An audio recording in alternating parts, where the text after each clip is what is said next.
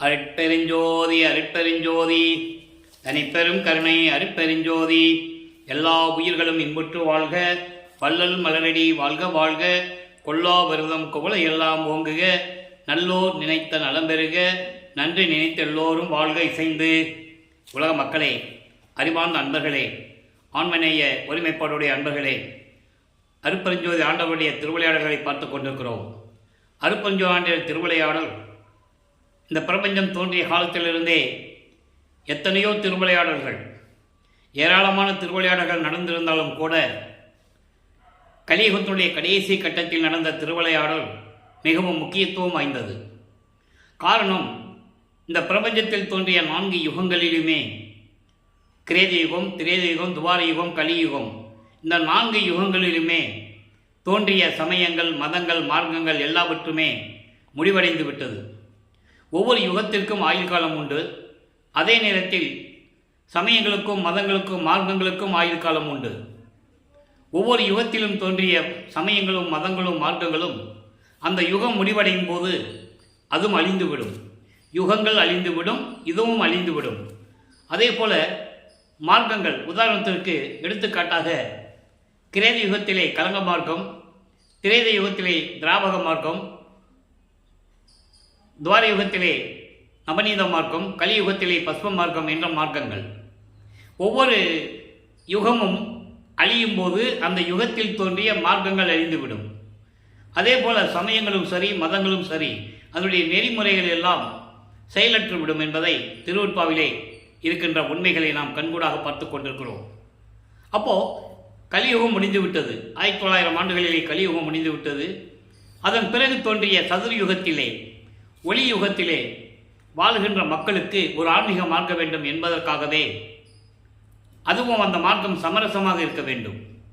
உலக மக்கள் அனைவரும் ஏற்றுக்கொண்டு ஒரே மார்க்கத்தில் இருந்து கொண்டு, ஒரே இறைவன் என்ற நிலையில் இருந்து கொண்டு அந்த நெறிமுறைகளை பின்பற்றி கொண்டு இருக்க வேண்டும் என்பதற்காக அருட்பெருஞ்சோதி ஆண்டவர் சுத்த சன்மார்க்கத்தை உருவாக்கி அதை தன் மகன் கையில் கொடுத்து இந்த பிரபஞ்சத்தை இயக்க வேண்டும் என்பதற்காகவே அருட்பெருஞ்சோதி ஆண்டவர் தன் அருளால் ஒரு ஆண்மகனை பெற்றெடுத்து செல்வப்பிள்ளை என்ற பெயரிட்டு வளர்த்து கொண்டிருக்கிறார்.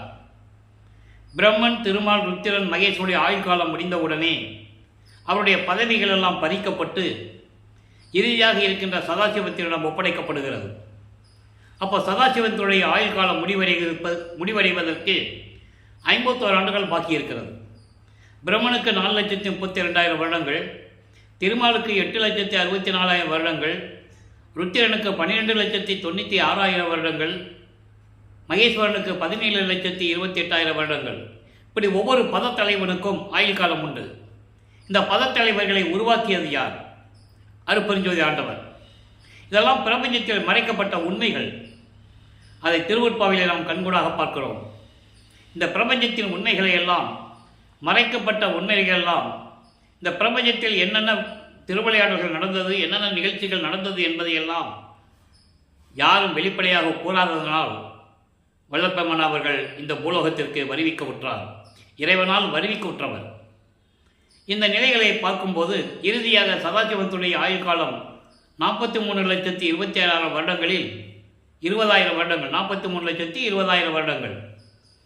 அந்த வருடங்களில் 51 ஆண்டுகள் பாக்கி இருக்கிறது.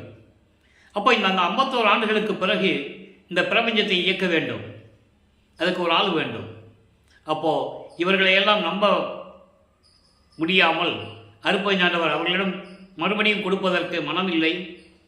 ஏனென்றால் எப்படியெல்லாம் இந்த வையகத்துக்கும் வானகத்துக்கும் மனம் போனபடி தெரிந்து கொண்டிருந்தார்கள் என்பதை தெளிவாக நமக்கு அருளியிருக்கிறார்கள். அதற்காகத்தான் ஒரு ஆண்மகனை பெற்றெடுத்து செல்வப்பிள்ளை என்று பெயரிட்டு வளர்த்து கொண்டிருக்கிறார் அருட்பெருஞ்சாண்டவர். காலங்கள் நெருங்கி கொண்டிருக்கிறது. 1823 ஆண்டு இறைவனுடைய திருவிளையாடல் தொடர்கிறது. 30/1/1874 இரவு 12 மணி வரையிலும் திருவிளையாடல்கள் நடந்து கொண்டிருக்கிறது. அப்படி தன் மகனை சிதம்பரம் அருகிலே இருக்கின்ற மருதூர் என்ற கிராமத்திலே வசித்து கொண்டிருந்த ராமையா பிள்ளை சின்னையம்மையார் அவர்களுடைய இல்லற வாழ்க்கையில் மகனாக 5/10/1823 ஆண்டு வருவிக்க உற்றார். நல்லா புரிஞ்சுக்கணும் நீங்கள். வருவிக்க உற்றார் என்பது நான் ஏற்கனவே கூறியது போல இறைவன் ஒரு செயலை பூலோகத்தில் நிகழ்த்த வேண்டுமென்றால் அதற்கு ஒரு ஆண்மகன் தேவைப்பட்டால் இறைவனால் எப்படி வேண்டுமானாலும் மகனை வரவழைக்க முடியும், வருவிக்க செய்ய முடியும். அந்த நிலையிலிருந்து தனது மகனை ஒரு தாயின் கருவறையிலே அமர செய்கிறார் அருட்பெருஞ்சோதி ஆண்டவர். அப்போ அந்த கருவறையிலே இருக்கும்போது இறைவனுடைய திருவிளையாடல் எப்படி நடந்தது என்பதை தெளிவாக நாம் பார்த்துவிட்டோம். தனது மகன் தந்தையிடம் கூறுகிறார், தந்தையே, இந்த கருவறையிலே வந்து என்னை சிறை செய்து விட்டாயே என்று கூறும்போது, இருட்டாகி இருக்கிறதே என் தந்தையே என்று கூறும்போது தன் மகனுக்கு ஒளி காட்டியதையும் வெளிச்சத்தை காட்டியதையும், தனது மகன் பசி என்று கூறும்போது தன் மகனுக்கு அருளமுதம் ஊட்டியதையும், உடம்பு புழுக்கமாக இருக்கிறதை காற்று வரவில்லையே என் தந்தையை என்று கூறும்போது அருட்பெருஞ்சாண்டவர் தன் மகனுக்கு அமுதக்காற்று தென்றல் காற்று வீசியதையும், இப்படியெல்லாம் திருவருள் நடந்தது என்பதை நாம் தெளிவாக பார்த்துவிட்டோம்.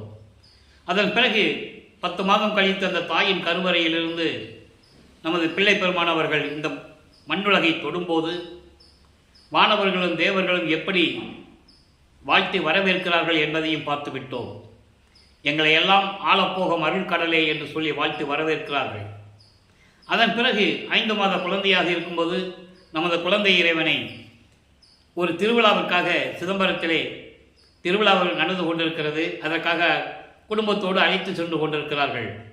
ஏற்கனவே ராமைய பிள்ளை சின்னையமையர்களுக்கு உலகியலிலே பிறந்த குழந்தைகள் 4 பேர் உண்டு. அவர்கள் பிறந்தவர்கள். இவர் வருவிக்கவுற்றவர். நல்லா புரிஞ்சுக்கணும் நீங்கள். 2 ஆண்களும் 2 ஆண் பிள்ளைகள் 2 பெண் பிள்ளைகள் ஏற்கனவே உண்டு. இவர் வருவிக்கவுற்றவர். அவர்கள் பிறந்தவர்கள். பிறந்தவர்களுக்கு இறப்பு உண்டு.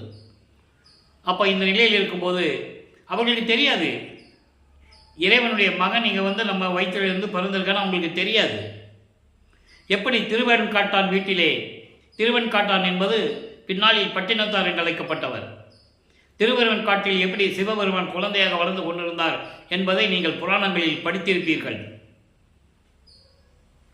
அதே போலதான் இறைவன் அருட்பெருஞ்சோதி ஆண்டவர் தன் மகனை 51 ஆண்டுகள் இந்த பூலோகத்திலே உலாவ விட வேண்டும்.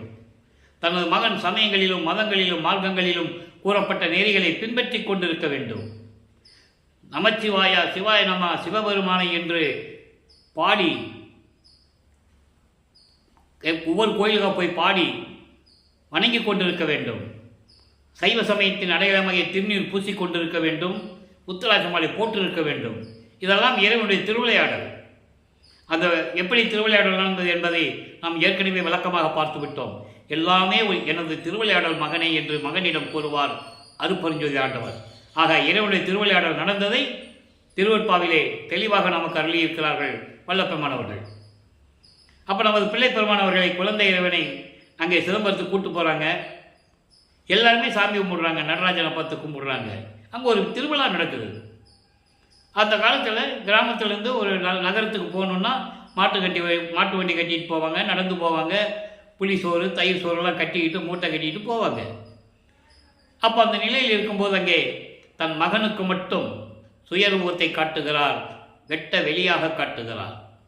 எந்த விதமான உருவம் இல்லாமல் அந்த உருவத்திற்கு ஆடை அணிந்து அணிகலன்களை நகையை போட்டுக்கிட்டு கையில் ஒரு சூலாயத்தை வச்சுட்டு அந்த மாதிரி ஒரு உருவம் இல்லாமல் வெளியாக காட்டுகிறார் தன் மகனுக்கு. அதை பாடலிலே தெளிவாக நமக்கு அருளியிருக்கிறார்கள். தில்லை தளத்திடையே திரை தூக்க தரிசித்த போது, யார் தரிசித்த போது? அங்கே இருக்கிற மக்கள் எல்லாம் தரிசனம் செய்யும் போது எனக்கு மட்டும் எண்டனக்கே வெளியாய் காட்டிய மெய்வுறவா மெய்ப்பொருளே, தெய்வகை மேல் காட்டாதே எண்டனக்கே வெளியாய் காட்டிய மெய்வுறவா மெய்ப்பொருளே என்று கூறுவார். மெய்வகை மேல் காட்டாதே என்பது அதான் உருவம் இல்லாமல் பட்டாடை அணிந்து பட்டு துணி போட்டுக்கிட்டு நகையை போட்டுக்கிட்டு கழுத்து நிறைய போட்டுக்கிட்டு தலையில் கிரீடம் வச்சுக்கிட்டு கையில் சூலாயத்தை வச்சுக்கிட்டு அப்படியெல்லாம் காட்சி கொடுக்கிற தன் மகனுக்கு வெளியாக காட்டுகிறார். வெளியாக காட்டிய மெய் உறவா மெய்ப்பொருளே, மெய் உறவு என்பது எனது தந்தை அருட்பெருஞ்சோதி ஆண்டவர் என்று கூறுகிறார். உலகியலிலே வருவிக்க விட்டதனால் அவர்களை எப்படி கூப்பிடுவார் தெரியுமா? உபசாரத்தால் பெற்ற தந்தை என்பான் ஒருத்தியின் சுக்கில பையில் இருந்து நான் வெளிப்பட்ட காலத்தில் உபசாரத்தால் பெற்ற தாய் என்பால் ஒருத்தியின் கருவறையிலே சேர்கிற வரைக்கும் இறைவனுடைய திருவிளையாடல் எப்படி நடந்தது என்பதை தெளிவாக நாம் பார்த்துவிட்டோம். இதெல்லாம் இறைவனுடைய திருவிளையாடல். வல்லப்பெருமான் அவர்கள் வருவிக்க விட்டு 202 ஆண்டுகள் முடிவடைந்த நிலையிலும் கூட இந்த திருவிளையாடல்களெல்லாம் மக்களிடம் சொல்லி அவர் இறைவனுடைய மகன், இதற்காகத்தான் வருவிக்க விட்டார் என்ற பாடல்களை, திருவுட்ப பாடல்களை எடுத்துக்காட்டி மக்களிடம் சொல்லி இருக்க வேண்டும். மறைத்து விட்டார்கள் என்பதுதான் சத்தியமான உண்மை, யாரும் மறுக்க முடியாது. ஆக இந்த நிலையில் இருக்கும்போது தன் மகனுக்கு வெளியாக காட்டிவிட்டாச்சு. அதன் பிறகு தன் மகனுக்கு மறைப்பு நிலையை கொடுக்கிறார். நல்லா கவனிக்கணும், மறைப்பு நிலை, மறப்பு நிலை, 2 நிலையையும் தன் மகனுக்கு கொடுத்து விடுகிறார். ஒரு சாதாரண குழந்தை போலவே நமது குழந்தை இறைவன் வளர்ந்து கொண்டிருக்கிறார். இந்த காலகட்டங்களில் ராமையா பிள்ளை அவர்கள் காலமான உடனே, இறந்த உடனே அந்த அம்மா 5 குழந்தைகளையும் கூட்டுக்கிட்டு, பிறந்தவர்கள் 4 பேர், இவர் வருவிக்க விட்டவர் 5 குழந்தைகளையும் கூட்டுக்கிட்டு சின்னக்காவனம் இடத்துக்கு போகிறாங்க. அங்கே ஒரு கிராமம், சின்னக்காவனன்ற ஒரு கிராமம், பொன்னேரி பக்கத்தில். அதான் அந்த அம்மா பிறந்த ஊர். சரி, அங்கே போய் எப்படியாவது பொழைச்சிக்கலான்ட்டு போகிறாங்க. அங்கே சில காரணங்களால் இருக்க முடியவில்லை. அதன் பிறகு சென்னையிலே வந்து குடியேறுகிறார்கள். ஏழுகணர் பகுதியிலே, இப்போ அந்த இடத்துக்கு பேர் வள்ளலார் நகர். அங்கே வீரசாமி முதலியார் தெருவிலே குடியேறுகிறார்கள். நமது குழந்தை இறைவன் வளர்ந்து கொண்டிருக்கிறார். பிள்ளை பெருமான் அவர்களை பள்ளிக்கூடத்தில் கொண்டு சேர்க்கிறாங்க. அப்போல்லாம் அவர் பேர் ராமலிங்கம். அதாவது உலகியலிலே அவருக்கு வச்ச பேர் ராமலிங்கம். பின்னலூர் என்ற ஒரு கிராமத்திலே, மருதூர் பக்கத்தில் இருக்குது, அங்கே ராமலிங்கேஸ்வரர் கோயில் ஒன்று இருக்குது. அதான் உங்களுக்கு குலதெய்வம் கோயில். அங்கே போய் அவருக்கு ராமலிங்கம்னு பேர் வைக்கிறாங்க. சிதம்பரத்தில் பேர் வைக்கல, அது உலகியலிலே பரப்பப்பட்ட செய்தி. அதுக்குள்ளே அந்த விளக்கத்துக்குள்ளே நம்ம போக வேண்டாம். அவருக்கு வச்ச பேர் ராமலிங்கம், உலகியலிலே வைத்த பெயர். அப்போது அவரை கொண்டு வந்து பள்ளிக்கூடத்தில் போய் சேர்க்குறாங்க. பள்ளிக்கூடத்தில் படிக்க முடியாதுன்னு வந்துட்டார். அது உலகியல் சொல்லப்பட்ட செய்திகள் நிறைய உண்டு, அது வேண்டாம், நம்ம அந்த விளக்கத்துக்குள்ளே போக வேண்டாம். நம்ம என்ன திருவட்பாவிலே விளக்கம் கொடுத்துருக்கிறாரோ அதை மட்டும் தான் நம்ம பேசணும். அப்போது படிக்க முடியாதுன்னு வந்துட்டார். அப்போது அதற்கு இறைவனுடைய திருவிளையாடல் எப்படி நடக்குது? தனது மகன் உலகியலிலே இந்த சந்தை படிப்பை, உலக படிப்பை எந்த ஆசிரியரிடம் படிக்கக்கூடாது. இது இறைவனுடைய செயல். அதே போல் தனது மகன் யாரையும் குருவாக ஏற்றுக்கொள்ளக்கூடாது. அந்த நிலையில் தான் நமது பிள்ளை பெருமான் அவர்கள் குழந்தை இறைவன் வளர்ந்து கொண்டிருக்கிறார். நான் பிள்ளை பெருமான் என்று கூறுவது ஏற்கனவே நான் கூறியிருக்கிறேன். தன் மகனுக்கு அருப்பெருஞ்சாண்டவர் வைத்த பெயர் செல்வ பிள்ளை. அதனால தான் நான் பிள்ளை பெருமான் என்று கூறுவதுண்டு. வள்ளலார் என்பது திரு அற்பகாச வள்ளலார் என்று மக்களால் அழைக்கப்பட்டவர். அந்த பெயர் நிலைத்து விட்டது. ஆக இந்த நிலையில் இருக்கும்போது அதை எப்படி தெரியும் உங்களுக்குன்னு நீங்கள் கேட்கலாம். அந்த பாடல் நான் ஏற்கனவே சொல்லியிருக்கேன். திருப்பள்ளி எழுச்சியிலே சொல்லுவார். அதை திருப்பள்ளி எழுச்சியிலே சொல்லுவார். முன்னாளில் பயிற்றாது பள்ளி பயிற்றாது எந்தனக்கு கல்வி பயிற்சி முழுதும் உணர்வித்து உடற்பழுதெல்லாம் தவிர்த்து என்னை பள்ளி எழுப்பிய அருப்பெருஞ்சோதி என் அப்பனே பள்ளி எழுந்தருள்வாயே. அதனுடைய விளக்கங்கள் அதில் இருக்குது. முன்னால் என்னை பள்ளிக்கூடத்தில் போய் படிக்க முடியாமல் செஞ்சு, அதன் பிறகு சுத்த சன்மார்க்கத்தை கொடுத்து, சாகா கல்வியை கற்றுக் கொடுத்து, எல்லாவற்றையும் உணர வச்சு, இந்த உடற்பழுதெல்லாம் தவிர்த்து உன்னால் வருவிக்கப்பட்ட அந்த மனித தேகத்தை பொன்முடம்பாக்கி மரணமில்லா பெருவாழ்வை கொடுத்து, என்னை சமயங்களிலும் மதங்களிலும் மார்க்கங்களிலும் எடுத்து மீட்டெடுத்து, அதான் சொல்லுவார். என்ன பள்ளி எழுப்பி அருப்பெருஞ்சோன்னு சொல்லுவார். அறியாமையிலிருந்து நீக்கிய அருப்பெருஞ்சோதி என்று சொல்லுவார். ஆக பள்ளியில் படிக்க விடாமல் செய்தது அருப்பெருஞ்சோதி ஆண்டவர். அவருக்கு மனநிலை ஒரு நிலையில் இல்லை. தான் யார் என்ற நிலை அவருக்கு தெரியாது. இந்த 51 ஆண்டு திருவிளையாடல்களை 8 பிரிக்கிறார் அருப்பெருஞ்சாண்டவர். ஒவ்வொரு 8 ஆண்டுகளுக்கும் தன் மகனுக்கு எப்படி அருளை கொடுத்துக்கின்றார் அப்படின்றதான் நம்ம திருவற்பாலிருந்து பார்த்துக்கிட்டு இருக்கோம். ஆக வருவிக்கப்பட்ட ஆண்டிலிருந்து முதல் 8 ஆண்டுகள் வரையிலும் நமது பிள்ளை பெருமான் அவர்கள் இந்த நிலையில் இருந்து கொண்டிருக்கிறார். 9வது ஆண்டு தொடக்கத்தில், அதாவது 2வது 8இல் 9வது ஆண்டு தொடக்கத்தில் அருப்பெருஞ்சோதி ஆண்டவர் தன் மகன் முன் எழுந்தருளி, நல்லா கவனிக்கணும், தன் மகன் முன் எழுந்தருளி அவர் முதலாக பார்த்ததே தனது தந்தை அருப்பெருஞ்சோதி ஆண்டவரைத்தான். எழுந்தருளி, மகனே நீ என் மகன், என்னால் நீ வருவிக்க உற்றவன், காரணம் காரியங்கள் எல்லாம் உனக்கு பின்பருவம் முன்பருவம் காட்டி அருள் செய்வன் என்று கூறி ஞானத்தை பெற்றுக்கொள் மகனே என்று கூறி மறைந்து விடுகிறார். அதன் பிறகு தன் மகனுக்கு ஒரு மறைப்பு நிலையை கொடுக்கிறார். மறைப்பு நிலை என்பது பிரபஞ்சத்தில் இருக்க உண்மைகள் எல்லாம் அப்போ அவருக்கு தெரியாது. அவர் யார் என்ற நிலை கூட அவருக்கு ஒரு மறைப்பு நிலை ஏற்பட்டுவிடும். இறைவனுடைய மகன் என்ற ஒரு நிலை மட்டும்தான் அவருக்கு தெரியும். ஞானத்தை பெற்றுக்கொண்டார். அதை பாடல்களிலே கூறுவார். அறியாத சிறு பருவத்தை என்னை வலிந்து வந்து ஆட்கொண்டு உன் திருவடிக்கு என்னை பாடல் செய்ய பணிய வைத்தாயே என்று கூறுவார். ஆக இறைவன் வந்து ஆட்கொண்ட பிறகு பாடல்கள் பாடுகின்ற சக்தியை பெற்று வருகிறார்.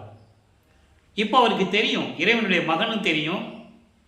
சமயங்களும் மதங்களும் மார்க்கங்களும் சூழ்ந்திருந்த காலகட்டங்களில் இவரும் சைவ குலத்தில் இருந்து வருவிக்க உற்றதனால் சைவ சமயத்தின் தலைவனாகிய சிவபெருமானை இறைவனாக ஏற்றுக்கொண்டு நமச்சிவாயா சிவாய நம ஓம் சிவாயா சிவசிவாய் என்ற மந்திரங்களை சொல்லி சைவ சமயத்தின் அடையாளமாகிய திருநீரை பூசிக்கிட்டு உத்திராட்ச மாலையை போட்டுக்கிட்டு இறைவன் சிவபெருமானை வழிபட்டு கொண்டிருக்கிறார்.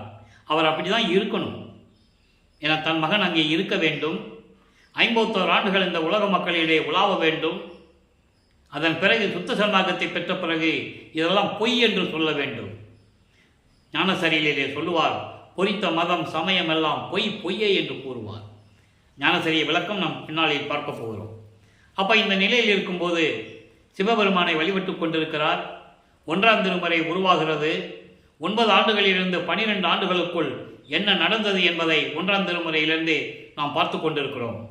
1ஆம் திருமுறை 8 பதிகங்கள், திருவடி புகழ்ச்சி, விண்ணப்ப கலிவென்பா, நெஞ்சறிவுறுத்தல், சிவநேச வெண்பா, மகாதேவ மாலை, திருவருள் முறையீடு, வடிவுடை மாணிக்க மாலை, இங்கித மாலை, 712 பாடல்களில் இருந்து முதன் முறையாக 6வது பதிகமான திருவருள் முறையீடிலிருந்து இறைவனுடைய திருவிளையாடலை பார்த்து கொண்டிருக்கிறோம். திருவருள் முறையீடு 232 பாடல்களை கொண்டது. ஒவ்வொரு பாடலிலும் சிவபெருமானை பற்றி எப்படி வேண்டுகிறார், முறையீடு செய்கிறார். உன்னாலே வருவிக்க உற்று நீ என்னை வருவிக்க செய்துவிட்டு மறைந்து விட்டாய். இந்த பூலோகத்தில் இந்த உலகிய வாழ்க்கையில் நான் படுகின்ற துன்பங்களை கண்டு உனக்கு மனம் இறங்கவில்லையா? எனக்கு வந்து அருளை கொடுக்க வேண்டாமா என்ற தோணியில் அந்த பாடல்களை கூறியிருப்பதை விளக்கமாக பார்த்து விட்டோம். அதன் பிறகு தந்தையை பற்றி பாடியாச்சு. சிவபெருமானை பற்றி எந்த விதமான அருளும் கிடைக்கவில்லை என்ற காரணத்தினால் ஒருவேளை அம்மையை பற்றி பாடினால் அருளை பெற்று விடலாமோ என்ற ஒரு எதிர்பார்ப்பில் வடிவுடைமனை பற்றி பாடுகிறார். வடிவுடை மாணிக்க மாலை உருவாகிறது. மொத்தம் 101 பாடல்கள். இன்று 101வது பாடல், இறுதி பாடலை பார்க்க போகிறோம். அதன் பிறகு இன்னும் நிறைய இருக்கு. சிவநேச வெண்பா இருக்கு, மகாதேவ மாலை இருக்கு, இங்கித மாலை இருக்கு, நெஞ்சு உருவத்தல் எல்லாம் இருக்கு. ஒன்றா நம்ம பார்த்துட்டு தான் இருக்க போகிறோம். அப்போ இந்த நிலையில் இருக்கும்போது 13வது ஆண்டு தொடக்கத்தில் வடிவடைமனை பற்றி பாடுகிறார். 101வது பாடல் விளக்கம் பாருங்க. வாலி நின் சேவடி போற்றி நின் பூம்பத வாரிசங்கள் வாலி நின் தாழ்மலர் போற்றி நின் தன் ஒளி. தன் ஒளி என்பது 3 சொல்லி என்னன்னா, தன் ஒளி என்பது கருணை. தன் ஒளி வாலி நின் சீர்வாலி என் உள்ளத்தில் நீயும் நின் ஒற்றி மகிழ்நரும். ஒற்றி மகிழ்நரும் திருவொற்றிருக்கின்ற உனது கணவரும். அருமையாக சொல்வார். நீயும் உன் கணவன் மட்டும் 2 பிள்ளைகளை பக்கத்தில் வச்சுக்கிட்டு, ஒரு பக்கம் முருகன் ஒரு பக்கம் விநாயகனை வச்சுக்கிட்டு நீயும் உன் கணவனும் உன் பிள்ளைகளும் சந்தோஷமாக இருக்கிறீங்க குடும்பத்தோட. இப்போ நான் யார்?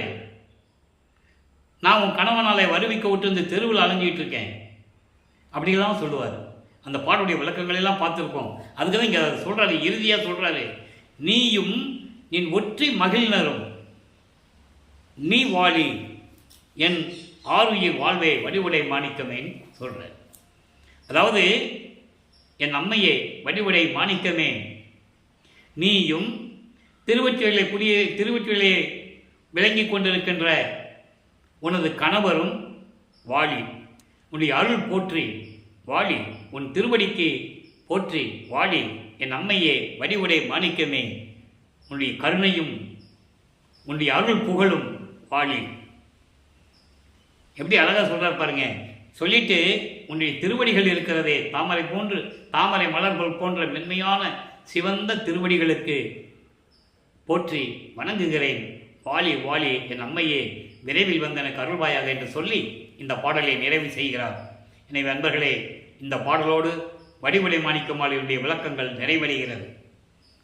நாளையிலிருந்து வல்லப்பமானவர்கள் இப்போ தர்மசாலையில் இருக்கின்ற வரைக்கும் நாம் எல்லா நிகழ்ச்சிகளையும் பார்த்து கொண்டிருக்கிறோம். அதாவது 6வது எட்டில் நடக்கின்ற நிகழ்ச்சிகளெல்லாம் பார்த்து கொண்டிருக்கிறோம். இன்றோடு தர்மசாலையினுடைய நிகழ்வுகள், தர்மசாலையில் இருக்கும்போது என்னென்ன திருவிளையாடல் நடந்தது என்பதை இன்றோடு நிறைவு செய்கிறோம். நாளையிலிருந்து ஜீவகாருண்ய ஒழுக்கத்தை பற்றியும் சுத்த சன்மார்க்க நெறிகளினுடைய விளக்கத்தை பற்றியும் கூறிவிட்டு, அதன் பிறகு வல்லப்பமானவர்கள் தர்மசாலையிலிருந்து விடைபெற்று எப்படி தந்தையும் மகனும், அதாவது அருப்பஞ்சாண்டவர் மகனும் எப்படி 2 பேரும் ஒன்றாக சேர்ந்து மேட்டுக்குப்பத்தில் இருக்கின்ற இடத்தை எப்படி தேர்வு செய்கிறார்கள், அங்கே மேட்டுக்குப்பத்தில் இருக்கும்போது என்னென்ன நடந்தது என்பதை நாம் பார்க்க போகிறோம். நல்லா கவனிச்சிட்டே வரணும். தினந்தோறும் நீங்கள் பார்க்கணும். அதுதான் இந்த வள்ளலார் ஊழியனுடைய எண்ணம். ஏனென்றால் திருவற்பாவினுடைய விளக்கங்களை இதுவரையிலும் ஒவ்வொரு பாடலாக சொல்லி, இறைவனுடைய திருவிளையாடல்களை சொல்லி, விளக்கங்களை மக்களுக்கு கூறி தெளிவுபடுத்த வேண்டும். அது இந்த வள்ளலார் ஊழியனுடைய தலையாய கடமை. இறைவனுடைய கட்டளையின்படி இறைவனால் ஆட்கொள்ளப்பட்டு இறைவனுடைய தயவால் கருணையும் தயவையும் பெற்றுக்கொண்டு அவர் கொடுத்த விளக்கங்களை பெற்றுக்கொண்டு தான் உங்களிடம் நான் பேசிக் கொண்டிருக்கிறேன். இதுதான் உண்மை, இதுதான் சத்தியம். ஆக இந்த நிலையில் இருக்கும்போது வடிவனமடம் பற்றி பாடியாச்சா? இப்போ தந்தையும் தாயும் பற்றி பாடியாச்சு, எந்த விதமான பலனும் இல்லை. இப்போ வல்லப்பமானவர்களுக்கு 16 ஆண்டுகள் நிறைவடைந்து விட்டது. ஒரு தாயின் வழியாக இந்த பூலோகத்திற்கு வருவிக்க உற்று 16 ஆண்டுகள் முடிஞ்சிருச்சு. இப்போ 2/8 முடிஞ்சு போச்சு. இப்போ 3வது எட்டில் அடியெடுத்து வைக்கிறார். 3ஆம் திருமுறை உருவாகிறது. ஏற்கனவே அந்த விளக்கங்களை எல்லாம் நம்ம பார்த்து விட்டோம். 19 பதியங்களுடைய பாடலுடைய விளக்கங்கள், 235 பாடலுடைய விளக்கங்களை நாம் தெளிவாக பார்த்து விட்டோம். இருந்தாலும் அதனுடைய ஒரு சுருக்கம். இப்போ இந்த நிலையில் இருக்கும்போது 2ஆம் திருமுறை உருவாகிறது. மொத்தம் 117 பதியங்கள், 1207 பாடல்கள். நெஞ்சு உறுத்த நேரிசை என்ற பதிகத்திலிருந்து 15வது பாடலுடைய விளக்கத்தை பார்க்க போகிறோம். இப்போ திருமலை வாயிலுக்கு போவார். அங்கேயும் மாசிலாமணி சொல்லி இறைவனை பார்த்து பாடி பாடி உருகி எந்த விதமான அருளையும் பெற முடியவில்லை. கேட்பார், அங்கே இருக்கிற சிவபெருமான் பேர் மாசிலாமணி, நீ என்னை இந்த பூலோகத்துக்கு வருவிக்க செய்துவிட்டு, என்னை துன்பப்பட வைத்துவிட்டு, என்னை கால் விழுக்க நடக்க செய்து நான் உன்னை பார்க்க வந்திருக்கிறேன். என்ன மகனே, எப்படி இருக்கிற? கால் வலிக்குதா மகனே? எப்படின்னு ஒரு வார்த்தை கூட கேட்கறது இல்லை. உம்மை மாதிரி நிற்கிறேன்லாம் பாடுவார். அதன் பிறகு திருவிளைத்தாயத்துக்கு போவார். அங்கேயும் இப்படி மனம் உருகி உருகி பாடுவார். என் தந்தையே, என்னை பற்றி நான் கவலைப்படவில்லை, வருத்தப்படவில்லை, துயரப்படவில்லை. பெற்ற மகனை தெருவில் விட்டு விட்டானே என்று சொல்லி இந்த உலகம் உன்னை பழிக்குமே, உன்னை இழிவாக பேசுமே. அந்த இழிச்சொல்லுக்கும் பழிச்சொல்லுக்கும் என் தந்தை ஆளாகிவிடக்கூடாது என்பதற்காகத்தான் உன்னிடமிருந்து நான் அருளை பெற வேண்டும் என்று வருந்தி கொண்டிருக்கிறேன், துயரப்பட்டு கொண்டிருக்கிறேன். விரைவில் வந்து எனக்கு அருள்வாயாக என்றெல்லாம் கூறுவார். 29 பதியங்களுடைய விளக்கங்களை நாம் ஏற்கனவே பார்த்து விட்டோம். இனிமேல் திருவெள்ளித்தாயத்துக்கும் திருமலை வயலுக்கும் போகக்கூடாது முடிவெடுத்துருவார். இப்போ தியாகராஜ பெருமானை திருவொற்றியூரில் இருந்து கொண்டு எப்படி முறையீடு செய்கிறார் என்பதை நெஞ்சுறுத்த திருநெறிசை என்ற பதிகத்திலே 15வது பாடலுடைய விளக்கத்தை பார்க்க போகிறோம். நல்லா கவனிங்க. விரும்பி ஏற்கனவே நான் சொல்லியிருக்கேன், நெஞ்சுறுத்த திருநெறிசை என்பது மனதை ஒருநிலைப்படுத்துவது, மனதிடம் சொல்லுவது. குரங்கு போல துள்ளி விளையாடும் இந்த மனதை ஒருநிலைப்படுத்துவது, மனதிடம் சொல்லுவது போல உலக மக்களுக்கு அந்த விளக்கத்தை தெரிவிக்கிறார். விரும்பி விரும்பி திருமால் விலங்காய் நெடுநாள் அரும்பி தலைந்து அயர்ந்து திரும்பி விழி நீர் கொண்டும் காணாத நித்தன் ஒற்றியூரான் அடி சீர்கொண்டு நெஞ்சே திகழ். எனது மனமே, திருவொற்றியூரில் இருக்கின்ற இறைவனுடைய திருவடியை நினைத்து நாம் போற்றி வணங்கி இறைவனிடமிருந்து எல்லாரையும் பெற வேண்டும். நீ மனதை ஒரு நிலைப்படுத்தி இருக்க வேண்டும் என்று கூறிவிட்டு எப்படிப்பட்ட இறைவனுடைய திருவடி என்று கூறுகிறார். விரும்பி திருமால் விலங்காய், அதாவது கிரேத யுகத்தில் தான் திருமாலுக்கு 6 அவதாரங்கள் நடக்கிறது. மச்ச, கூர்ம, வராக, வாமன. வாமன, நரசிம்ம, பரசுராம 6 திருவிளையாடல்கள். மச்சம் என்பது மீன், வராகம் என்பது ஆமை, மச்ச கூர்ம, கூர்மன ஆமை, வராகம் என்பது பன்றி. இப்படி விலங்குகளுடைய அவதாரம் அங்கு நடக்குது. ஒவ்வொருக்கும் தத்துவங்களின் அடிப்படையில் நடந்தது என்பதை வல்லப்பமானவர்கள் தெளிவாக கூறியிருக்கிறார்கள். அப்போ அந்த பன்றி உருவம் எடுத்து இறைவனுடைய திருவடியை பார்ப்பதற்காக பாதாள உலகத்தை மண்ணை பெயர்ந்து கொண்டு சென்று கொண்டிருக்கிறான். பிரமனுக்கும் திருமாலுக்கும் ஆணவம் ஏற்பட்டு, செருக்கு ஏற்பட்டு, தாங்கள்தான் பெரியவர்கள் என்ற நிலை வரும்போது இறைவனுடைய திருவடியையும் முடியையும் பார்த்துவிட்டால் நாம் தான் இந்த உலகில் பெரியவர்கள் என்று சொல்லி ஆணவத்தோடு சென்று கொண்டிருக்கிறார்கள். அதை வல்லப்பமான் தெளிவாக கூறுவார். எனது தந்தையின் முடியையும் அடியையும் பார்க்க வேண்டும் என்று பிரமனும் திருமாலும் போற்றி வணங்கியிருந்தால் காட்டியிருப்பார். அவர்கள் ஆணவத்தோடு இருந்தவர்கள் என்று சொல்லுவார். பிரம்மனை வருணமா கொலை பாதகன் என்று சொல்லுவார். திருமாலை கொலை குற்றவாளி என்று கூறுவார். திருவருட்பாவில உண்டு. அப்ப இந்த நிலைகள் கூடும்போது அந்த திருமால் என்ன பண்றன்னா, பன்றி உருவம் எடுத்து விலங்காய், அது இன்னொரு பாடலில் கூறுவார். பூத்திடும் அவனும் காத்திடும் அவனும் புல் விலங்கு உருக்கோடு நேடியும், ஏத்திடும் குடியும் ஏத்திடும் முடியும் பூத்திடும் அணியும் இன்னும் காண்கிறேன் என்று சொல்லுவார். பன்றியாக உருவம் எடுத்து இறைவனுடைய திருவடியை பார்ப்பதற்கு மண்ணை பெயர்ந்து கொண்டு பாதாள உலகத்துக்கு சென்று கொண்டிருக்கிறான். இறைவனுடைய திருவடியை பார்க்க முடியாமல் திரும்பி வந்து கண்களில் நீர் வர அழுது கதறி புலம்பி, அதான் சொல்றாரு, அயர்ந்து திரும்பி விழி நீர் கொண்டு கண்ணில் தண்ணி வந்து அழுகிறான். இறைவனை திருவடியை பார்க்க முடியவில்லை என்ற அவமானத்தால், இயலாத காரியத்தால் கண்ணில் நீர் போட்டு அழுது கொண்டிருக்கின்றான்.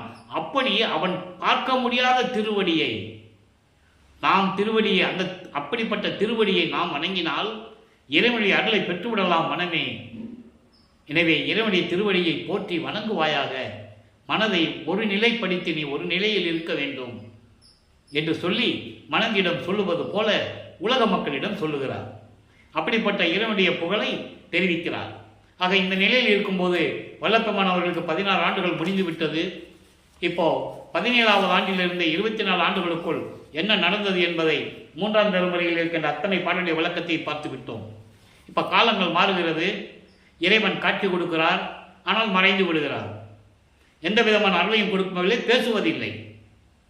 அப்போ திருவிழா வீதி வரும்போது ஒவ்வொரு தெருவிலையும் நின்று தேர் வரும்போது அவர் காட்சி கொடுப்பதும் மறைந்து விடுவதும் இந்த நிலையில் இருந்து கொண்டிருக்கிறார். அதன் பிறகு நாரையையும் கிளிகளையும் கூப்பிட்டு எப்படி தூது அனுப்பினார் என்பதையும் பார்த்து விட்டோம். உலகையிலே இருப்பது போல ஒரு குறைச்ச பெண்ணிடம் போய் குறி கேட்பதும் ஜோசியம் பார்ப்பதும் இந்த நிலைகளெல்லாம் வல்லப்பமான் எப்படி இருந்தார் என்பதை பார்த்து விட்டோம். இறுதியாக காதல் மாட்சி என்ற பதிகத்திலே இவரை பார்த்து சிவபெருமான் எப்படி திரும்பி பார்க்காமல் தெருவழியாக ஓடுகிறார் என்பதையும், இவர் ஓடியும் ஓட்டத்தை பிடிக்க முடியவில்லை என்று கூறியதையும், அங்கே இருக்கின்றவர்கள் இவர்களிடம் கேள்வி கேட்டதையும் அதுக்கு பதில் கூறியதையும் எல்லாம் பார்த்து விட்டோம். கேட்பாங்கல்ல, இப்போ வல்லப்பமானவருக்கு 24 ஆண்டுகள் ஆகிறது. இந்த உலகத்திற்கு வருவிக்க விட்டு 24 ஆண்டுகள். அப்போது 1847ஆம் ஆண்டு கலியுகம் முடியல. 1900 ஆண்டில் தான் கலியுகம் முடியுது. அப்போது அங்கே இருக்கிறவங்க கேட்பாங்க, என்ன ராமலிங்கம் நீ வாட்டு தெருவில் ஓடிக்கிட்டு இருக்கேன்னு கேட்கும்போது சிவபெருமான் என்னை பார்த்து ஓடுறாரு, நான் பின்னால் ஓட்டத்தை பிடிக்க முடியலன்னு சொல்லுவார். இது நமக்காகத்தான் அருளியது. அவருடைய நிலையை உலக மக்களுக்கு தெரியப்படுத்த வேண்டும். சொன்னால் தானே தெரியும். மக்கள்கிட்ட யாரும் சொல்லலை, அதனால் மக்களுக்கு தெரியாது. அப்போ இந்த நிலையில் இருக்கும்போது அவங்க சொல்லுவாங்கல்ல, என்ன ராமலிங்கம் கலியுகத்தில் இதெல்லாம் நடக்கிற காரியமா? சிவபெருமான் ஓடுறாராம், இவர் ஓட்டத்தை பிடிக்க போகிறாராம், உனக்கு இறைவன் மேலே பக்தி ஜாஸ்தியாக போச்சு, அதனால் உனக்கு புத்தி பேதலிச்சு போச்சு அப்படின்லாம் சொல்லுவாங்க. நீங்கள் என்ன சொன்னாலும் சரி, நான் இறைவன் மீது கொண்டுள்ள காதலை நான் கனவில் கூட மறக்க முடியாது. என்றாவது ஒரு நாள் அவனுடைய அருளை நான் பெற்றுவிடுவேன் என்று சொல்லுவதையெல்லாம் பாடல்களில் இருக்கின்ற விளக்கத்தை நாம் தெளிவாக பார்த்து விட்டோம். ஆக வல்லப்பமான் அவர்கள் 24 ஆண்டுகள் வரைக்கும் இறைவனிடம் அருளை பெற முடியாமல் தவித்துக் கொண்டிருக்கிறார். 4வது எட்டில் அடியெடுத்து வைக்கிறார். 25வது ஆண்டிலிருந்து 32 ஆண்டுகளுக்குள் என்ன நடந்தது என்பதை 4ஆம் திருமுறையிலே இருந்து 8 பதியங்களில் இருக்கின்ற 197 பாடலுடைய விளக்கங்களை தெளிவாக பார்த்து விட்டோம். இப்போ வல்லப்பமான் அவர்களுக்கு சுத்த சன்மார்க்கம் இருக்கிறது தெரியும். அது தந்தையிடம் வாங்க வேண்டும். அருப்பெருஞ்சோதி ஆண்டவர் தான் இறைவன் என்று தெரியும். அருப்பெருஞ்சோதி ஆண்டவர் தான் இதுவரைக்கும் நம்மளிடம் திருவிளையாடல் செய்து கொண்டிருந்தார் என்பதை பாடல்களிலே தெளிவாக நமக்கு அருளியிருக்கிறார்கள் என்பதை நாம் ஏற்கனவே பார்த்துவிட்டோம். இப்போ 27வது ஆண்டில் இவருக்கு கல்யாணம் பண்ணணும்னு சொல்கிறாங்க. இந்த நிகழ்வெல்லாம் நம்ம ஏற்கனவே தினமும் சொல்கிறது தான். காரணம், இதை சொல்லி முடித்தா தான் அடுத்த பகுதிக்கு போக முடியும். இன்றைக்கி பார்க்குறவங்களுக்கு, புதுசாக பார்க்குறவங்களுக்கு தெரியணும்ல. திடீர்னு நம்ம சொல்லாமல் போயிட்டோம்னா அவங்க என்னென்ன நடந்ததுனே அவங்களுக்கு தெரியாது. அப்போ இந்த நிலையில் இருக்கும்போது கல்யாணம் ஏற்பாடு பண்ணிகிட்டு இருக்காங்க. இவனுக்கு ராமலிங்கத்துக்கு ஒரு கால் கட்டு தான் போடணும், இவன் சொன்னபடி கேட்க மாட்டேன்றான் அப்படின்னு சொல்லி உலக எல்லை இயற்கை. ஒரு பிள்ளை குடும்பத்துக்கு அடங்காமல் சுற்றிட்டு தெரிஞ்சானா என்ன பண்ணுவாங்க? ஒரு பொண்ணை பார்த்து கால் கட்டு போட்டுருவான், கல்யாணம் பண்ணி வச்சுருவான்னு தான் சொல்லுவாங்க அந்த காலத்தில். அந்த நிலையில் இவருடைய அக்கா பொண்ணை, அதாவது வரிவிக்க விட்டதனால் ஏற்பட்ட இந்த அக்கா என்ற சொந்தம், அதை நாம் திரும்ப திரும்ப வலியுறுத்தி கூறுவதுண்டு. ஏனென்றால் வள்ளற்பெருமானுக்கு உறவு, பந்தம், சொந்தம், சுற்றம் எல்லாமே அருப்பெருஞ்சாண்டவர் ஒருவர் தான். இது வரிவிக்க விட்டதனால் ஏற்பட்ட சொந்தங்கள், அது இயற்கை. ஏன்னா அந்த அம்மா தனக்குடி அம்மா இங்கே தான் பிறக்கணும், அது ஏற்கனவே நிர்ணயிக்கப்பட்டது. அந்த பாடலினுடைய விளக்கங்களை நம்ம பார்த்துட்டோம். அந்த அம்மாவுக்கு மோட்ச விட்ட காட்டணும். அந்த அம்மாவுக்கு சஞ்சீதம், பிராரத்தம், அகாமியம் போன்ற நிலைகளில் ஏற்பட்ட கர்ம வினைகளெல்லாம் நீக்கி அந்த அம்மாவுக்கு விமோசனத்தை கொடுக்கணும். அந்த அம்மா இந்த பூலோகத்தில் இருந்து இறந்து தான் போகணும். அதான் விதி. இறைவன் இட்ட கட்டளை அது. அப்போ இந்த நிலையில் இருக்கும்போது கல்யாண ஏற்பாடு நடந்துகிட்டு இருக்கு. அவங்க அப்பா சொல்லிட்டாரு. ஏன்னா இவர் முடியாதுன்னு சொல்லும்போது இவன் நம்ம சொன்னால் கேட்க மாட்டான். திருவொற்றியில் ஒரு சாமியாரை பார்க்குறான் நான் தினமும், அந்த சாமியார்கிட்ட கூப்பிட்டு போவோன்னு சொல்லுவாங்க. அந்த சாமியார் யார்? அருப்பெருஞ்சோதி ஆண்டவர். அதேமாரி வல்லப்பம்மன் காதில் கடுக்காம் போட்டதை பேர் வச்சு மொட்டை அடித்து கடுக்காம் போட்டாங்கல்ல, அதை கழுத்தது யார்? அருப்பெருஞ்சோதி ஆண்டவர் திருடன் வேடத்தில் கழுத்தாரு. அந்த நிகழ்வையெல்லாம் நம்ம பார்த்துட்டோம். அப்போ இந்த நிலையில் இருக்கும்போது இப்போது அவர் தந்தை சொல்லிட்டாரு, ராமலிங்கம் சும்மா கல்யாணம் பண்ணிக்கையா, அதெல்லாம் ஒன்றும் இல்லை அப்படின்னு சொல்லும்போது தந்தையிடமிருந்து அனுமதி பெற்ற பிறகு மகிழ்ச்சியோடு கூறுகிறார், சரின்னு ஒத்துக்கிறார். அப்போ கல்யாண ஏற்பாடுகள் நடக்குது. அந்த திருமண மண்டபத்திலே எல்லாரும் உட்கார்ந்துருக்காங்க. அதோடு மட்டுமல்ல, வானவர்களும் தேவர்களும் ரிஷிகளும் முனிவர்களும் அங்கே நமது பிள்ளை பெருமானுடைய திருமண விழாவை வாழ்த்துவதற்காக, மணமக்களை வாழ்த்துவதற்காக அங்கே உட்கார்ந்துட்டு இருக்காங்க. இதை மனித கண்களுக்கு தெரியாது. பாடல்களிலே தெளிவாக அருளியதை நாம் பார்த்து விட்டோம். அதே நேரத்தில் தனது தந்தையும் தாயும் வரவில்லை என்ற அவர் மனம் எப்படி ஏங்கியது, பாடலிலே எப்படியெல்லாம் கூறினார் என்பதை பார்த்து விட்டோம். அருப்பெருஞ்சாண்டவரும் சிவகாமி வள்ளியும் வரவில்லையே, தாயும் தந்தையும் நம்மளை வாழ்த்தவில்லையே என்று மனம் வருந்துகிறார். அன்று இரவே அருப்பெருஞ்சாண்டவரும் சிவகாமி வள்ளியும் இரண்டு குதிரை மாட்டின தேரில் மணமக்களை, தன் மகனை எப்படி வாழ்த்தினார்கள் என்பதை பாடல்களின் மூலமாக நாம் ஏற்கனவே தெளிவாக பார்த்து விட்டோம். இந்த நிலையில் இப்போ எல்லா பற்றுகளையும் விட வேண்டும். சரிய கிரிய யோகம் என்ற 12 நிலைகளையும் கடந்து விட்டார். சரிய கிரியை யோகம் என்பது ஏற்கனவே நான் கூறியது போல, சரியை என்பது உருவங்களை பார்த்து வழிபடுவது. அது எல்லா சமயத்திலும் உண்டு, எல்லா மதங்களிலும் உண்டு, எல்லா மார்க்கங்களிலும் உண்டு. அவர்களோட மனசுக்கு ஏற்றபடி ஒரு தலைவனை உருவாக்கி வழிபடுவார்கள். அதுதான் சரியை. கிரியை என்பது அந்த உருவங்களுக்கு வேள்வி வளர்த்து மந்திரங்களை சொல்லி வழிபடுவது. எல்லா சமயங்களுக்கும் வெவ்வேறு மந்திரங்கள் உண்டு. சைவத்திற்கு நமச்சிவாயா, சிவாய நம, சிவசிவா, ஓம் சிவா. வைஷ்ணவ அந்த சமயத்திற்கு திருமாலை பற்றி அவர் பேரை சொல்லி எல்லாம் வழிபடுவாங்க. இந்த மாதிரி நிலைகளெல்லாம் உண்டு. அப்போ இந்த நிலைகளெல்லாம் கடந்து விட்டார். யோக நிலைகளெல்லாம், சமயங்களில் சொல்லப்பட்ட யோக நிலைகளெல்லாம் கடந்து விட்டார். 12 நிலைகளும். ஆக தன் தந்தை வர வேண்டும் என்பதற்காக இனிமேல் எங்கேயும் போக மாட்டேன்னு சொல்லி சென்னையிலேயே வீட்டை பூட்டி, ரெட்ட கதவு வீட்டை பூட்டி தாழ்பா போட்டு உள்ளே உட்காந்துக்கிட்டார். வெள்ளாடை அணிந்து முக்காடு போட்டு உள்ளே உட்காந்துட்டார். இறைவன் மகனுடைய நிலையை கண்டு இப்போ வல்லப்பம்மன் அவர்கள் 32வது ஆண்டில் இருந்து கொண்டிருக்கிறார். நீ 19 வருஷம் பாக்கி இருக்கு. இப்போ மகனுக்கு சுத்த சன்மார்க்கத்தை கொடுக்கணும், சாகா கல்வியை கற்றுத்தரணும். அதுக்கு மகன் அங்கே வர சொல்லணும். அங்கே போகணும்னா எல்லா சக்தியும் கொடுக்கணும். கொடுத்தாச்சு. தத்துவங்களை கடப்பது, ஐம்பூதங்களை கடந்து போவது, அந்தங்களை கடப்பது, சரிய கிரிய யோகம் என்ற 12 நிலைகளை கடப்பது, வெளிகளை கடப்பது, பரவெளி, பரம்பரவெளி, பராபரவெளி, பெருவெளி, பெருசுகவெளி என்ற வெளிகளை கடப்பது. எல்லா வெளிகளையும் கடந்து எல்லா அருளையும் கொடுத்துட்டாரு. எல்லாம் கடந்து போவதற்கான அருள் எல்லாம் கொடுத்துட்டாரு. ஏம சித்தியை கொடுத்துட்டாரு. இனிமேல் என்ன வாங்கணும்? சாகா கல்வியை கற்றுக்கணும். அதாவது சாகா கல்வி தத்துவங்களை நிகரம் பண்ணியாச்சு, தத்துவங்களை ஜெயிச்சாச்சு. கடவுள் நிலையிலேருந்து அம்மையமாகணும். அப்போ அவர் மேலே தான் போகணும். அப்போ 33வது ஆண்டு தொடக்கத்தில் இருந்து 40 ஆண்டுகளுக்குள் அந்த 8 ஆண்டுகளில் என்ன நடந்தது என்பதை தெளிவாக நாம் பார்த்து விட்டோம். முதலாக 33வது ஆண்டில் சுத்த சன்மார்க்கத்தை பெறுவதற்காக நமது பிள்ளை பெருமானவர்கள் தத்துவங்களை கடந்து, அந்தங்களை கடந்து, அண்டங்களை கடந்து, வெளிகளை கடந்து சுத்த சிவஞான வெளியில் இருக்கின்ற சத்தியஞான சபைக்கு சென்று கொண்டிருக்கிறார். எல்லா உலகளையும் கடந்து போயிட்டே இருக்கிறார். எல்லாம் பார்த்துட்டு இருக்காங்க, யாரு இறைவனுடைய மகன் போயிட்டு இருக்கிறான்னு எல்லாருக்கும் தெரியும். அங்கே போவார். அங்கே தேவர்கள் தான் நின்றுட்டு இருப்பாங்க, வெளியே சத்தியஞான சபைக்கு வெளியே நின்றுட்டு இருப்பாங்க. அந்த சத்தியஞான சபையை தான் இங்கே கொண்டு வந்து அவன் அமைச்சு கொடுத்தது உலக மக்களுக்காக. அப்போ இந்த நிலையில் இருக்கும்போது ஏன் வெளியே நிற்கிறீங்கன்னு கேட்பாரு. நீங்கள் போங்க சாமி, நான் உங்கள் கை காட்டுவாங்க, நாங்கள் வெளியே இருந்து பார்த்துக்கிறோம். சத்தியஞான சபைக்குள்ளே போவதற்கு நீங்கள் ஒருவர் தான் தகுதி உள்ளவர் என்று கூறுவார்கள். அதான் கொலையும் பிள்ளையும் தவித்தவர்கள் சத்தியஞான சபைக்குள் புகுவோம்னு சொல்லுவார். அவங்களுக்கே அந்த அந்த பிரச்சனை, அந்த நிலை. அப்போ மனிதர்கள் எம்மாத்திரம்.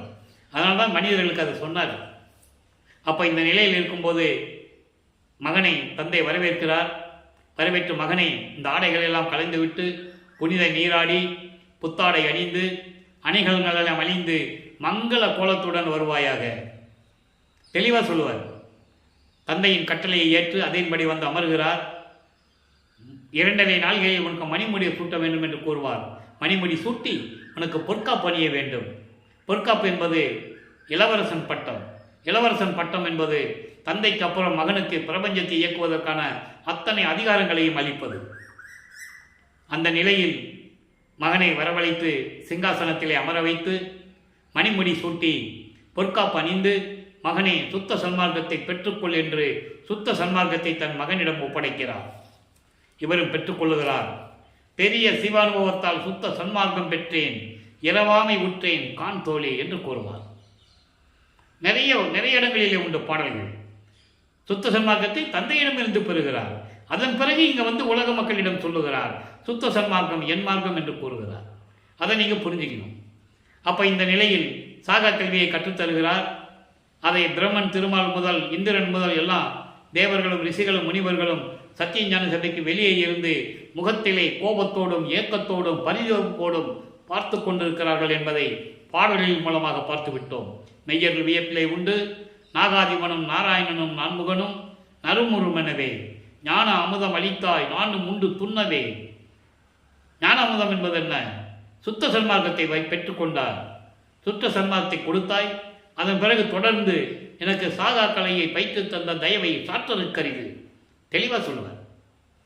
ஆக இந்த நிலையில் தந்தையிடம் சுத்த சன்மார்க்கத்தை பெற்றுக்கொண்டு சாகா கல்வியை கற்றுக்கொண்டு, சாகா கல்வி என்பது சுத்த சன்மார்க்கத்தின் மெஞ்ஞானம். சுத்த சன்மார்க்கத்துடைய மெஞ்ஞானம் நெறிமுறைகளை எல்லாம் தந்தையிடமிருந்து பெற்றுக்கொண்டு பூலோகத்திற்கு திரும்புகிறார். அங்கே நேரடியாக சிதம்பரத்திலே எழுந்தருள்கிறார். நடந்து போகலை, மாட்டு வண்டியில் போகலை. நல்ல கவனிச்சுக்கணும், அது உலகிலே சொல்லப்பட்ட விளக்கம். எழுந்தருள்கிறார். திடீர்னு தான் எழுந்தருள்கிறார் என்பது ஒரு காரியம் நடக்கணும்னா அந்த இடத்துல வந்து திடீர்னு நிற்பார், அவ்வளோதான். அங்கே உலகியலில் ஏற்பட்ட சொந்தமாகிய பரசுராமன் என்பவரையும், இங்கே கருவூலியில் இந்த வீடு இருக்குல்ல, அவருடைய உரிமையாளர் வெங்கட ரெட்டியார் அவர்கள் அங்கே பேசிகிட்டு இருக்காங்க. அப்போ அந்த இடத்துல இங்கே ஒரு போகணும். அப்போ பரசுராமன் இவரை பார்த்து, என் தம்பி இந்த மாதிரி தம்பி தான், அக்கா மகளை கல்யாணம் பண்ணி வச்சோம், இல்லற வாழ்க்கை வேண்டான்ட்டு வந்துட்டான், உங்கள் வீட்டில் போய் வச்சுக்காங்கன்னு சொல்லணும். இவர் சண்டை ஒத்துக்கணும், அவரை கூப்பிட்டு வரணும். இதெல்லாம் இறைவனுடைய திருவிளையாடல். நல்லா புரிஞ்சுக்கணும் நீங்கள். அப்போ இந்த நிலையில் இங்கே கருவூலியிலே வந்து அமர்கிறார்கள் நமது பிள்ளை பெருமானவர்கள். இப்போ அவர் எல்லா சக்தியும் பெற்றவர், எல்லாமே டோட்டலாக எல்லா சக்தியும் பெற்றவர். செயலாற்ற வேண்டும். அதுக்கான காலங்கள் நெருங்கி கொண்டிருக்கிறது. இப்போ வல்லப்பெருமானவர்கள் 48வது ஆண்டில் இருக்கிறார். அதாவது 41 ஆண்டுகளில் இருந்து 48 ஆண்டுகளுக்குள் அந்த 9-8 ஆண்டுகளில் என்ன நடந்தது என்பதை நாம் பார்த்து கொண்டிருக்கிறோம், லைவாக பார்த்துக்கிட்டு இருக்கோம். அப்போது எல்லா அருளையும் பெற்றவர். திருவருள் செங்கோலாட்சி வாங்கணும், அதிகாரத்தை எல்லாம் வாங்கியாச்சு, ஆனால் செயலாற்றணும். அருப்பெருஞ்சோதியை கொடுத்துட்டாரு, செயலாற்றணும். இறைவன் வந்து மகனோட கலந்துக்கணும். ஏன்னா இறைவன் ஒருவனே என்ற நிலையை உலக மக்களுக்கு தெரிவிக்க வேண்டும். சுத்த சன்மார்க்கத்தின் நோக்கம் இறைவன் ஒருவன் தான், 2 பேரும் இருக்கக்கூடாது. அதனால் அருட்பெருஞ்சாண்டவர் தன்னோடு பிரிந்த சக்தியை, தன்னிடமிருந்து பிரிந்த சக்தியை, தான் உருவாக்கிய மகன் என்ற சக்தியை இணைத்து கொள்ள வேண்டும். இணைத்து கொண்டு அருட்பெருஞ்சோதியாக ஆக வேண்டும். இது நடந்தது சித்தி வளாகத்தில், மேட்டுக்குப்பத்தில். அது நம்ம பின்னால் பார்க்க போகிறோம். ஆக இந்த நிலைகளெல்லாம் தொடர்ந்த பிறகு தான் இருந்த இடத்திற்கு தண்ணீரால் விளக்கரித்த இடம் என்ற ஒரு பெயரை ஏற்படுத்திவிட்டு, இதெல்லாம் திருவிளையாடல் என்பதை நாம் ஏற்கனவே சொல்லியாச்சு. அந்த அம்மா முத்தையல் அம்மா எண்ணெய் செம்பு நினைச்சி தண்ணி செம்பு வச்சதையும் இவருக்கு தெரியும். அந்த அம்மா வைக்கும்போது இதில் தண்ணி தான் இருக்குன்னு அவருக்கு தெரியும். இறைவன் எதுக்கு விளக்கு எரியதுக்கு தண்ணி ஊற்றணுமா, எண்ணெய் ஊற்றணுமா? அவர் உடம்பே ஒளி உடம்பு. ஆனால் அந்த ஒரு நிகழ்வை, இறைவனுடைய திருவிளையாடலை உலக மக்களுக்கு தெரியப்படுத்த வேண்டும்.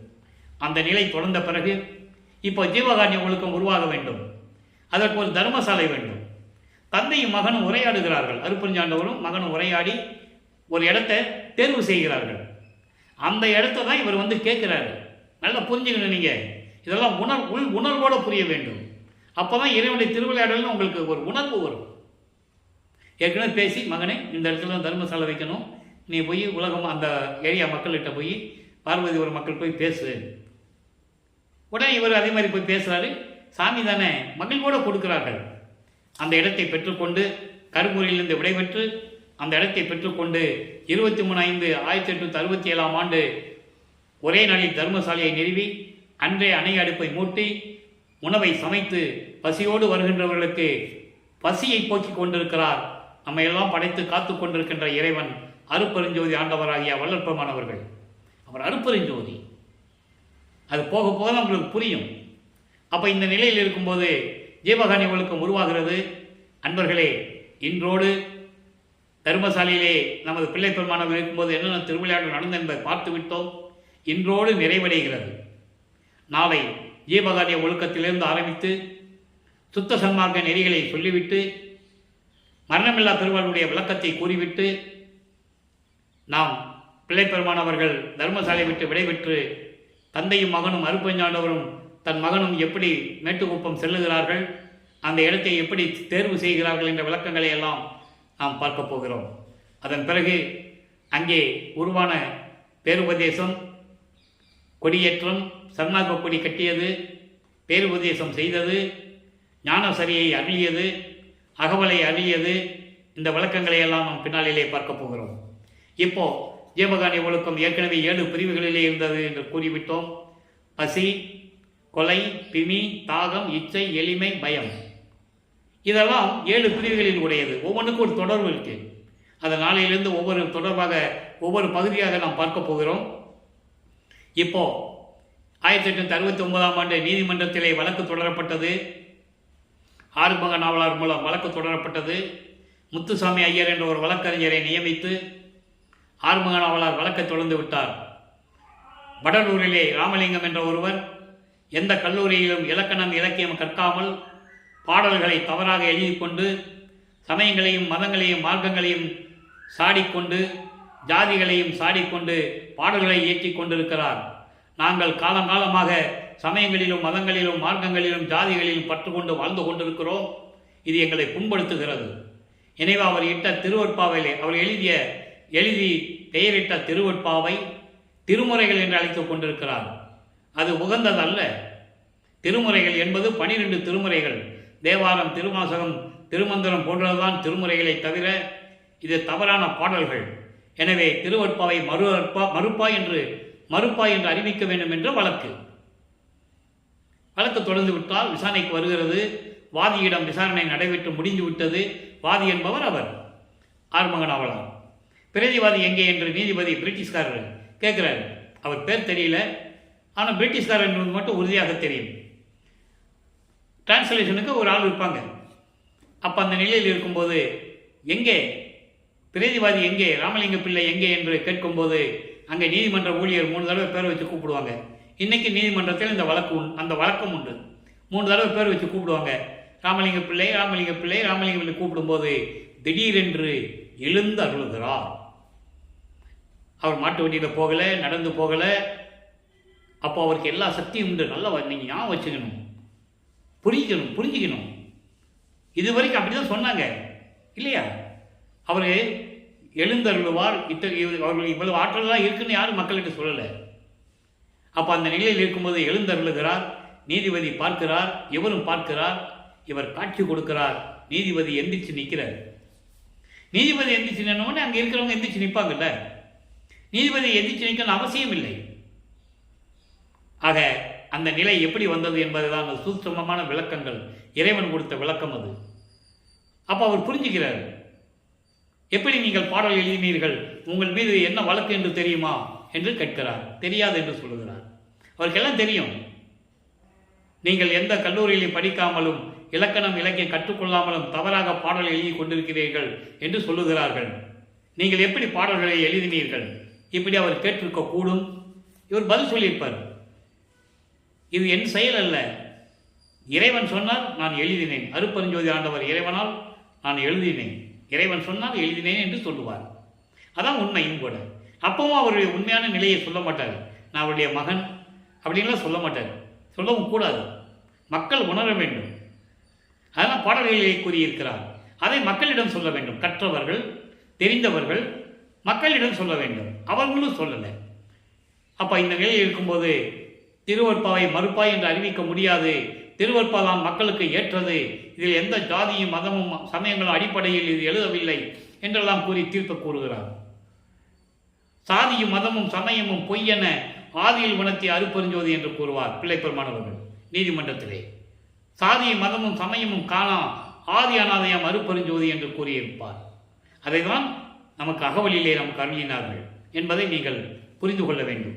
அப்போ இந்த நிலையில் இருக்கும்போது தீர்ப்பு பெற்றுக்கொண்டு தர்மசாலையிலே அமர்கிறார். உத்தரஞான சிதம்பரம் மாலை எப்படி உருவாச்சு, சமாதி வற்புறுத்தல் எப்படி சொன்னார், நடராஜபதி மாலையும் சர்க்குரி மாணிகளையும் அதனை விளக்கங்களை முழுமையாக பார்த்து விட்டோம். அருட்பெருஞ்சோதி நடராஜபதி. சிதம்பரத்தில் இருக்கிற நடராஜன் சைவ சமயத்தை சேர்ந்த தலைவன். சிவபெருமானுடைய ஒரு அங்கம் அது. கர்ம சித்தர்களிலே சேர்ந்தது. இதனுடைய விளக்கங்களாம் ஏற்கனவே பல பேர் கூறியிருக்கிறார்கள். அது விளக்கத்துக்குள்ளே நம்ம போக வேண்டாம். நமக்கு கருத்து என்ன, அருட்பெருஞ்சாண்டவர் வேற, நடராஜன் வேற. ஏன்னா நடராஜன் கோயிலில் போய் எந்த கோயிலும் போய் மகாமந்திரம் சொல்ல முடியாது. அப்போ நான் எல்லாவற்றையுமே மேலானது மகாமந்திரம், எல்லாவற்றையும் மேலான தலைவன் இறைவன் அருட்பெருஞ்சோதி ஆண்டவர். ஜோதியை பார்க்காம, ஜோதியை கும்பிடாம நீங்கள் எந்த கோயிலில் போய் வழிபட முடியாது. அதுதான் விளக்கம் என்பதை நான் ஏற்கனவே விளக்கமாக கூறியிருக்கிறேன். இந்த நிலையில் இருக்கும்போது இப்போ 116 பக்கத்தில் ஆடேடி பந்து என்ற பதியத்திலே 10வது பாடல் இன்றோடு நிறைவடைகிறது. அதனால் இந்த பாடலை சொல்ல வேண்டிய காலத்தின் கட்டாயம். ஏற்கனவே அனுபவங்களை நேற்றோடு முடிந்து விட்டது. ஆடேடி பந்து. ஆடேடி பந்து என்பது 2 பெண்கள், 2 தோழிகள் பந்து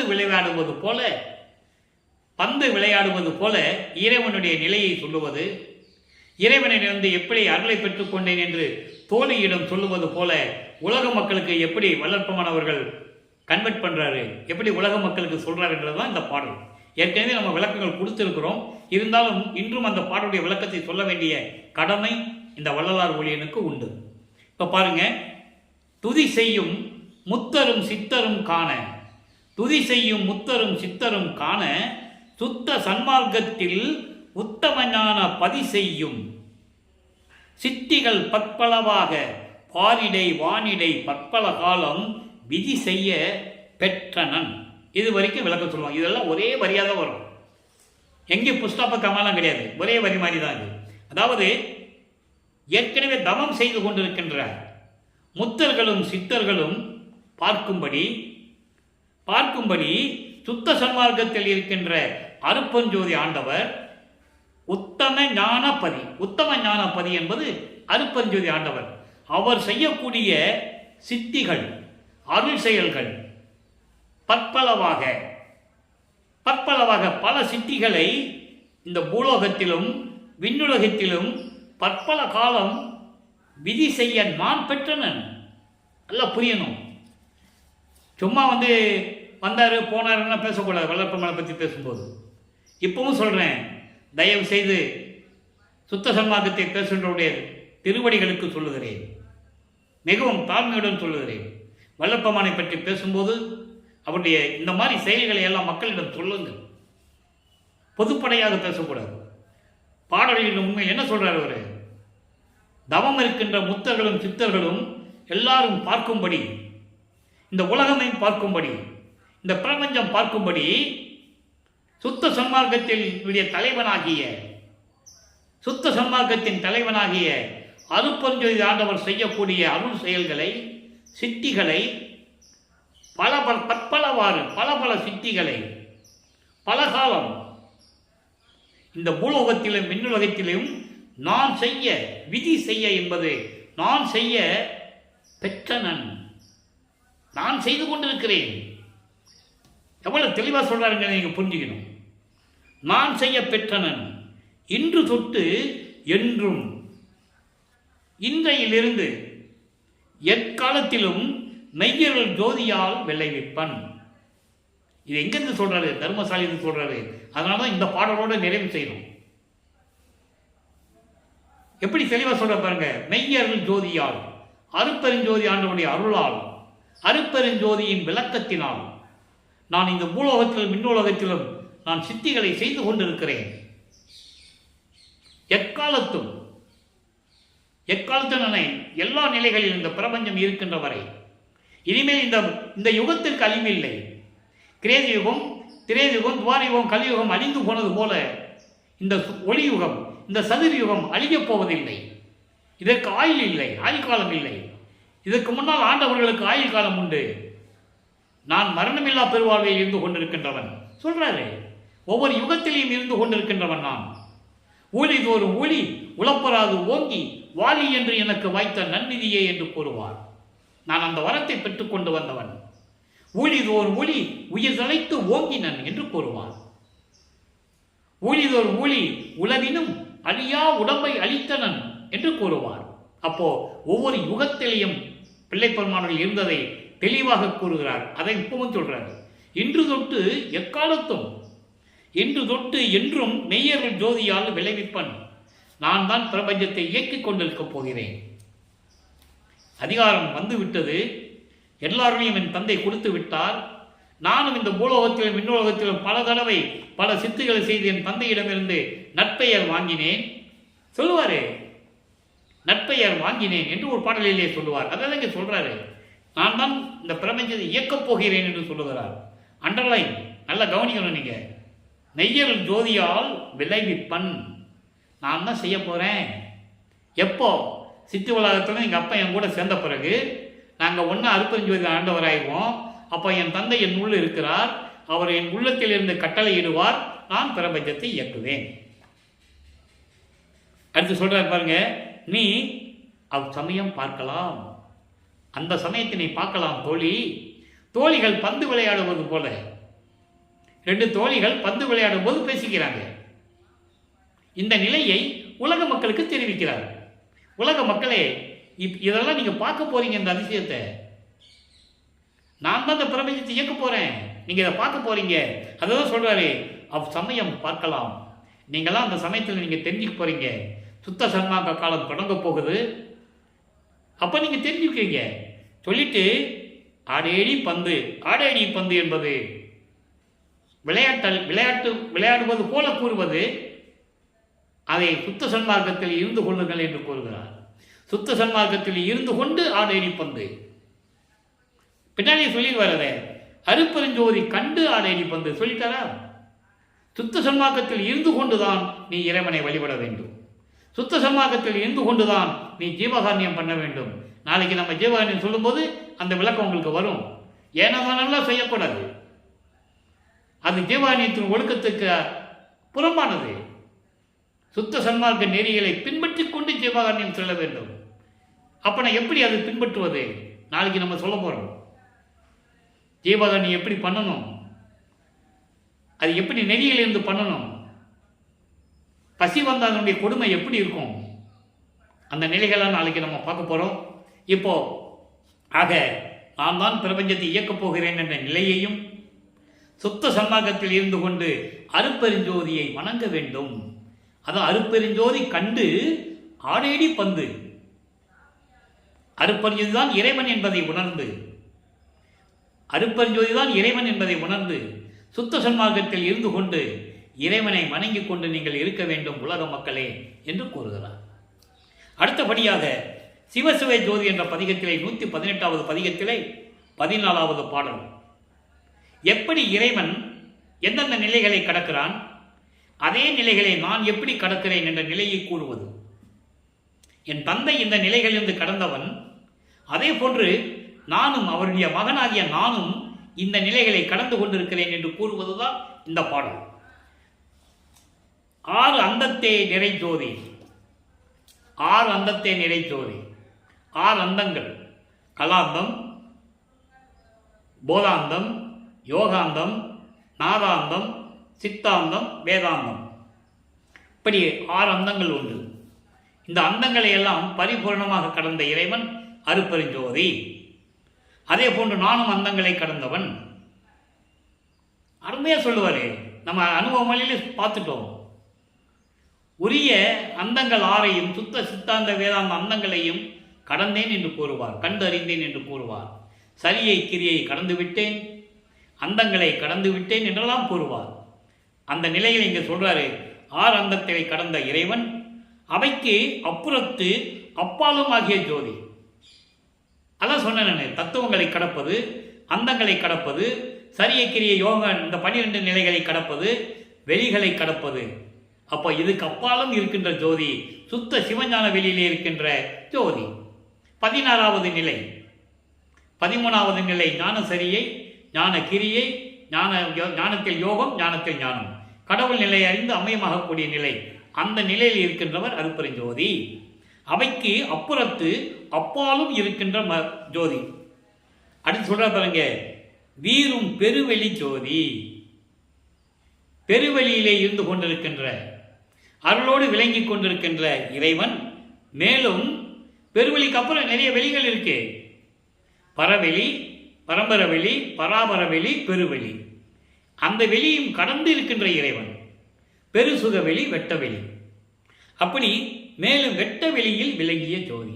அந்த வெட்ட வெளி என்பதுதான் சுத்த சிவஞான வெளி. அதுதான் 16வது நிலை, ஞானத்தில் ஞானம், கடவுள் நிலை அறிந்து அம்மயமாகக்கூடிய நிலை. ஆக இறுதியாக ஒரே ஒரு விளக்கம் நண்பர்களே, ஜோதியில் ஜோதி என்ற பதிகத்திலே 29வது பாடல் நல்லா கவனிக்கணும். பேர் உலகு எல்லாம் மதிக்க அவருடைய நிலைகளை சொல்கிறார். அவர் தந்தை எப்படி மகனுக்கு அருளை கொடுத்தார், அதனால் இவருக்கு எப்படி பேரும் புகழும் அருளும் கிடைத்தது. பேர் உலகு எல்லாம் மதிக்க தன் பிள்ளை என்று என்னை பெயரிட்டு அழைத்து. எவ்வளவு அருமையான வார்த்தை. அதனால் தான் நான் பிள்ளை பெருமான் என்று கூறுவதுண்டு. ஆரம்பத்திலிருந்தே 5 வருடங்களாக நான் கூறிக்கொண்டிருக்கிறேன். இந்த அடியேன் வள்ளலார் ஊழியன் என் தந்தை வல்லற்பமனுடைய அருளை பெற்றுக்கொண்டு, அவருடைய தயவையும் கருணையும் பெற்றுக்கொண்டு, தமிழ் இலக்கம் தெரியாத நான் என்னை விளங்க வைத்து, என்னை ஆட்கொண்டு 6 திருமுறைகளுக்கு விளக்கம் கொடுத்து, 6 திருமுறைக்கு விளக்கம் எழுதி உங்களிடம் பேசிக் கொண்டிருக்கிறேன். இது சத்தியம், பொய் அல்ல. இதை ஏன் கூறுகிறேன் என்றால், இந்த இடத்துல அவர் சொல்றாரு, இதை நான் 5 வருடங்களாக நமது யூடியூப்ல பேசிக்கிட்டு இருக்கேன். கிட்டத்தட்ட 1200-300 வீடியோங்களை நான் போட்டிருப்பேன். எனக்கே கணக்கு தெரியாது, நான் போட்டிருக்கேன். 5 வருடங்களாக பேசிக் கொண்டிருக்கிறேன். வள்ளலார் அருட்பெருஞ்சோதி கிருஷ்ணமூர்த்தி என்ற நீங்கள் நம்ம சேனலுக்குள்ளே போனீங்கன்னா எல்லா விளக்கங்களையும் நீங்கள் பார்க்கலாம். என்ன சொல்கிறார் பாருங்க, இந்த உலகங்கள் எல்லாம் என்னை மதிக்கும்படி, என்னை போற்றும்படி, என்னை வணங்கும்படி. பிரம்மன் திருமலாம் இவரை காலில் விழுந்து வணங்குவார்கள். பாடல் உண்டு, யாரும் மறுக்க முடியாது. லட்சுமி சரஸ்வதியும் வந்து வணங்குவது, இந்த விண்ணுலக தேவர்கள் எல்லாம் வந்து வணங்குவது, பிரம்மன் திருமால் போன்ற பதத்தலைவர்களாம் எங்களை எல்லாம் ஆளப்போகும் அருள்கடலே எங்களுக்கு கருணை காட்டுவாயாக என்று கெஞ்சுவது. அதான் இங்கே சொல்றாரு, பேர் உலகமெல்லாம் மதிக்க தன் பிள்ளை என்று என்னை பெயரிட்டு, உன்னுடைய மகன் என்று எனக்கு சொல்லி செல்வப்பிள்ளை என்று பெயரிட்டு என்னை அழைத்து, அப்படி அழைத்ததனால் இந்த உலகம் பிரபஞ்சமெல்லாம் என்னை போற்றி வணங்குகின்றன.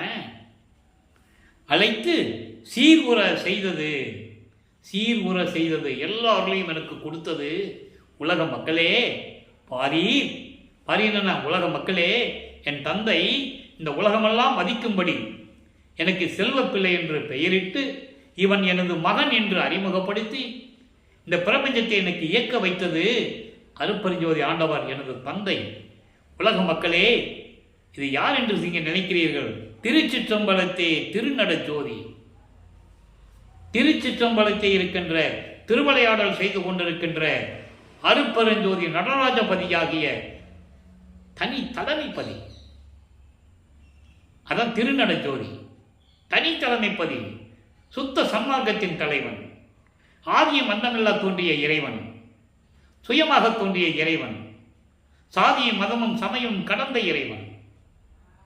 அப்படிப்பட்ட இறைவன் இந்த உலகமெல்லாம் என்னை போற்றும்படி, தேவர்களெல்லாம் என்னை வணங்கும்படி செய்து, உன்னுடைய மகன் என்று செல்வப்பிள்ளை என்று என்னை பெயரிட்டு அழைத்து எல்லார்களையும் கொடுத்தது உலக மக்களே எனது தந்தை அருட்பெருஞ்சோதி ஆண்டவர்.